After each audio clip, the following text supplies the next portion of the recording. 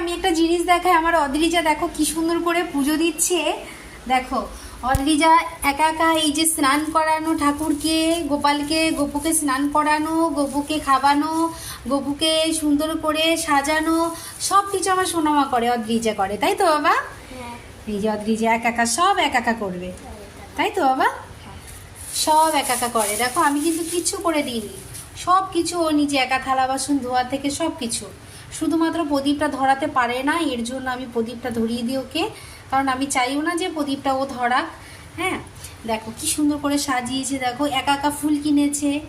হ্যাঁ একা একা এই ফুলগুলো কিন্তু সব একা একা ও কেনে। আমার বাড়িতে আসে একজন ফুল বিক্রি করতে, ও তার কাছ থেকে যেরকম প্রয়োজন ও যেই ফুল বলবে সেই ফুলে উনি দেবে, আর সেভাবে ও ফুল খুলে নিয়ে আসে যে কোন ফুলে আজকে সাজাবো সেই বুঝে ও ফুল কেনে। হ্যাঁ আস্তে বাবা, আস্তে আস্তে আস্তে আস্তে।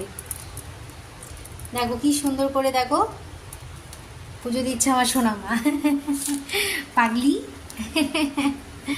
দেখো মন ভরে যাবে দাদাকে দেখলে, দাদাকে এত সুন্দর সাজিয়েছে।